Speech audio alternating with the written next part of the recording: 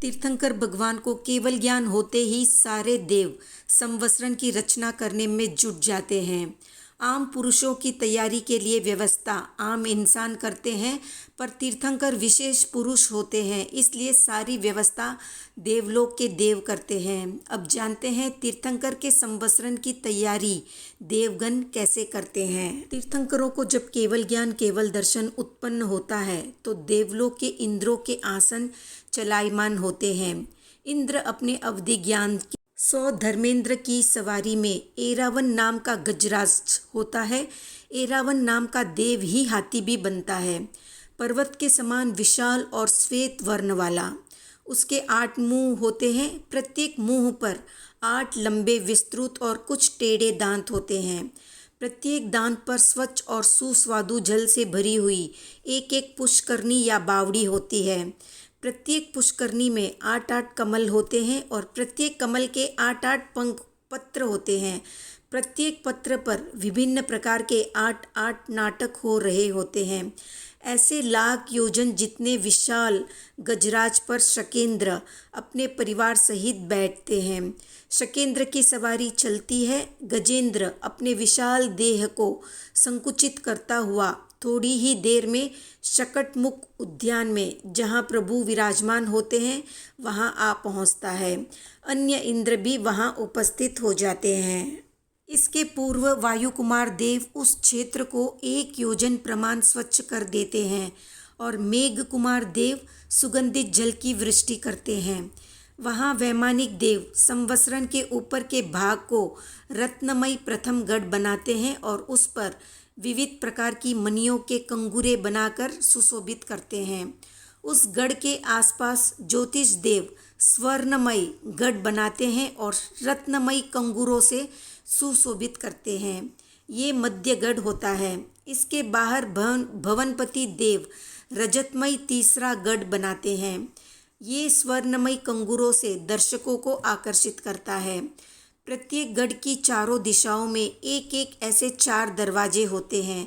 प्रत्येक गढ़ के पूर्व दरवाजे पर दोनों ओर एक एक वैमानिक देव द्वारपाल होकर खड़ा होता है।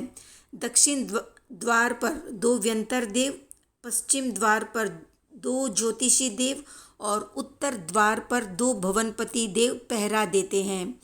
दूसरे गढ़ के चारों द्वार पर प्रथम के समान चारों निकाय की 2-2 देवियां पहरे देती हैं और बाहर के गढ़ के चारों द्वार पर देव खड़े होते हैं।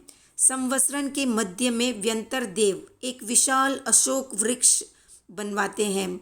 उस वृक्ष के नीचे तरह तरह के रत्नों से एक पीठिका बनाई जाती है और उस पर एक मणिमय छंदक बनाया जाता है। उसके मध्य में पूर्व दिशा की ओर पाद पीठिका युक्त एक रत्नमयी सिंहासन की रचना की जाती है। उस पर 3 छत्रों की व्यवस्था होती है। सिंहासन के आसपास 2 देव श्वेत चामर लेकर खड़े रहते हैं। संवत्सरण के चारों दरवाजों पर अद्भुत कांति वाला एक एक धर्मचक्र स्वर्ण कमल में स्थापित होता है। प्रातःकाल चारों प्रकार के देवों के विशाल समूह के साथ भगवान या तीर्थंकर संवत्सरण में पूर्व द्वार से पधारते हैं और सिंहासन पर पूर्व दिशा की ओर मुँह करके विराजमान होते हैं। प्रभु के मस्तक के चारों ओर प्रभा मंडल प्रकाशमान हो रहा होता है। देव धुंदुभी आकाश में गंभीर प्रतिशब्द करती हुई बजती है। एक रत्नमय ध्वज प्रभु के समीप शोभायमान होता है। वैमानिक देवियां पूर्व द्वार से प्रवेश करके तीर्थंकर भगवान को नमस्कार करके प्रथम गढ़ में साधु साध्वियों का स्थान छोड़कर अपने लिए नियत स्थान की ओर अग्निकोण में बैठ जाती है। भवनपति, ज्योतिषी और व्यंतरों की देवांगनाएं दक्षिण द्वार से प्रवेश कर नैऋत्य कोण में और भवनपति, ज्योतिषी और व्यंतर देव पश्चिम द्वार से प्रवेश कर वायव्य कोण में बैठते हैं। वैमानिक देवगण, मनुष्य और मनुष्य स्त्रियां उत्तर दिशा के द्वार से संवत्सरण में प्रवेश करके ईशान कोण में बैठ जाते हैं। दूसरे गढ़ में तिर्यंच आकर बैठते हैं और तीसरे गढ़ में सभी आने वालों के वाहन रहते हैं। तीर्थंकर के संवत्सरण में किसी के लिए प्रतिबंध नहीं होता। वहाँ कोई भी मनुष्य, देव और तिर्यंच आ सकते हैं। उन्हें न तो किसी प्रकार का भय होता है, न ही वैर विरोध। यदि जातिगण अथवा पूर्व का कोई वैर विरोध भी होता है तो भी वो शांत रहता है। तो ऐसे होती है संवत्सरण की रचना, जहाँ हर कोई बिना किसी जाति भेद के वहाँ पहुँच सकता है।